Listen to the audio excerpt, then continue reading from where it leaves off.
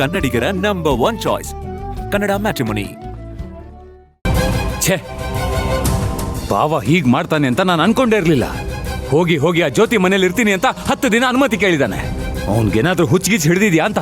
ಯಾಕೋ ಹೀಗೆಲ್ಲ ಮಾತಾಡ್ತಾ ಇದ್ಯಾ? ಅದ್ರಲ್ಲಿ ತಪ್ಪೇನಿದೆ?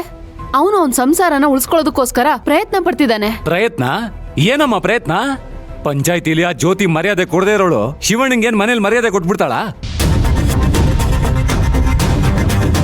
ಇಷ್ಟು ದಿನ ಬದಲಾಗದೆ ಇರೋಳು ಬರೀ 10 ದಿನದಲ್ಲಿ ಬದಲಾಗ್ತಾಳ? ಅದೆಲ್ಲ ಆಗೋ ಮಾತೇನಮ್ಮ. ನೀನೇನೇ ಹೇಳಮ್ಮ, ಬಾವ ತುಂಬಾ ದೊಡ್ಡ ತಪ್ಪು ಮಾಡ್ಬಿಟ್ಟ. ಪಂಚಾಯ್ತಿಲಿ ಆ ಜ್ಯೋತಿ ಮಾತಾಡಿದ ರೀತಿ ನನಗೆ ಕೋಪ ಉಕ್ಕಿ ಹರಿತಾ ಇತ್ತು.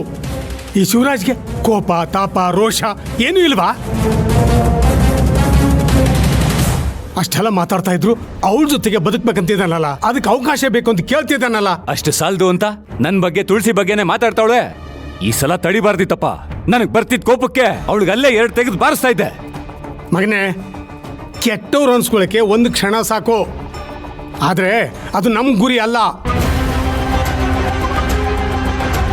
ನೋಡೋ, ಆ ಶಿವರಾಜ್ ಜೀವನ ಚೆನ್ನಾಗಾಗ್ಬೇಕು, ಅದ್ರ ಕಡೆ ಗಮನ ಕೊಡು ಅಷ್ಟೇ. ಇನ್ನೇನಪ್ಪ ಗಮನ ಕೊಡೋದು? ಬಾವ ಹೋಗಿ ಆ ಜ್ಯೋತಿ ಮನೇಲಿ ಕೂತ್ಕೊಂಡ್ರೆ ಇನ್ನೇನಪ್ಪ ಮಾಡಕ್ಕಾಗತ್ತೆ? ಹೋಯ್ತು ನಮ್ ಬಾವನ್ ಮಾನ ಮರ್ಯಾದೆ ಎಲ್ಲ ಹೋಯ್ತು. ಇಂದ್ರ, ಶಿವರಾಜು ಹೋಗ್ತಾ ಇರೋದು ಕಳ್ಕೊಳ್ಳೋದಕ್ಕಲ್ಲ, ಗಳಿಸ್ಕೊಳ್ಳೋದಕ್ಕೆ. ಅವ್ನ್ ಕಳ್ಕೊಳ್ತಾ ಇರೋ ಪ್ರೀತಿನ ಮತ್ತೆ ಉಳಿಸ್ಕೊಳ್ಳೋದಕ್ಕೆ.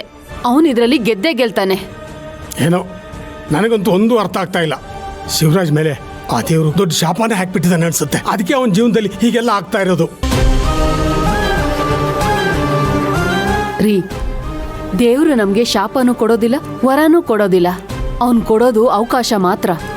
ಅದನ್ನ ನಾವು ವರವಾಗಿ ಬದಲಾಯಿಸ್ಕೊಳ್ಳೋದು, ಶಾಪವಾಗಿ ಬದಲಾಯಿಸ್ಕೊಳ್ಳೋದು ನಮ್ ಕೈಲಿರುತ್ತೆ.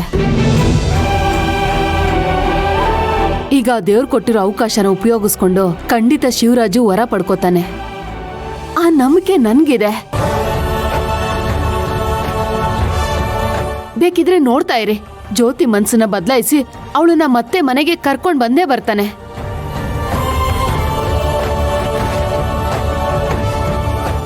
ಸುಮ್ನೆ ವ್ಯರ್ಥ ಪ್ರಯತ್ನನ ಮಾಡ್ಬೇಡಿ. ಅದೇನ್ ಕೆಲ್ಸ ಇದೆ ನೋಡ್ ಹೋಗಿ. ಆದ್ರೂ ನಾವು ಎಲೆಕ್ಷನ್ ಅಲ್ಲಿ ತುಳಸಿನ ಸೇರಿಸಿ ತಪ್ಪು ಮಾಡ್ಬಿಟ್ವಿ ಅಮ್ಮ. ಹೌದು ಕಣೆ, ಅವಳು ಬದ್ಲಿಗೆ ನಮ್ಮ ಮಳಿಮಯ್ಯನ್ನೇ ನಿಲ್ಸ್ಬೇಕಾಗಿತ್ತು. ಆವಾಗ ನಮ್ಮ ಮಳಿಮಯ್ಯ ನಮಗೆ ಹೆಂಗ್ ಬೇಕೋ ಹಂಗ್ ತೀರ್ಪು ಕೊಡ್ತಾ ಇದ್ದ.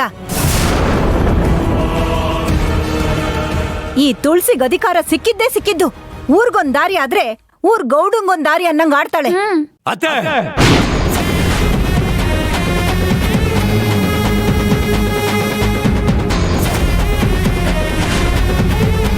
ನಾಲ್ಗೆ ಹಿಡಿತದಲ್ಲಿರ್ಲಿ. ಇಬ್ರು ಜಗಳದಲ್ಲಿ 3ನೇವ್ರಿಗೆ ಲಾಭ ಅನ್ನೋ ಹಾಗೆ ನನ್ನ ಮಧ್ಯೆ ನನ್ನ ಹೆಂಡತಿ ಮಧ್ಯೆ ತಂದಿಕ್ಕಿ ತಮಾಷೆ ನೋಡಿದ್ರೆ ಪರಿಣಾಮ ಸರಿ ಇರಲ್ಲ. ಇಂದ್ರ, ನಾನು ಹೇಳಿದ್ದ ಇಂದ್ರ ಇಂದ್ರ, ಏಯ್, ಈ ಜನ್ಮದಲ್ಲಿ ನಿಮಗೆ ಬುದ್ಧಿ ಬರಲ್ಲ ಅಲ್ವಾ? ಅಯ್ಯ ನಿಮ್ಮ ಅಣ್ಣ. ಥೂ, ಏನಮ್ಮ ಇದು? ಇಷ್ಟು ದಿನ ಬರೀ ನಿಮ್ಮ ಅತ್ತಿಗೆ ಉಗಿತಾ ಇದ್ಲು, ಇವಾಗ ನಿಮ್ಮ ಅಣ್ಣನೂ ಅದನ್ನೇ ಮಾಡ್ತಿದ್ದಾನೆ. ಉಗಿಲಿ ಬಿಡೆ, ಅದ್ ಏಟ್ ಉಗಿತಾರೋ ಉಗಿಲಿ. ಜನ ಇವ್ರಿಗೆ ಉಗಿತಾರಲ್ಲ, ಆವಾಗ ಅದ್ರ ಅನುಭವ ಏನು ಅಂತ ಇವ್ರಿಗೆ ಗೊತ್ತಾಯ್ತದೆ. ಜನಗಳ ಕೈಲಿ ಇದ್ರ 10 ಪಟ್ಟು ನಾನು ಅವ್ರಿಗೆ ಉಗಿಸ್ತೀನಿ. ಸತ್ಯ ಹೇಳ್ತಿದ್ದಂಗೆ ಅವನು ಚುರ್ರು ಅಂತದಲ್ಲ ಅನ್ಲಿ. ಇದೇ ಸತ್ಯ ಇಟ್ಕೊಂಡು ನಾನು ಅವನಿಗೆ ಆಟ ಆಡಿಸ್ತೀನಿ.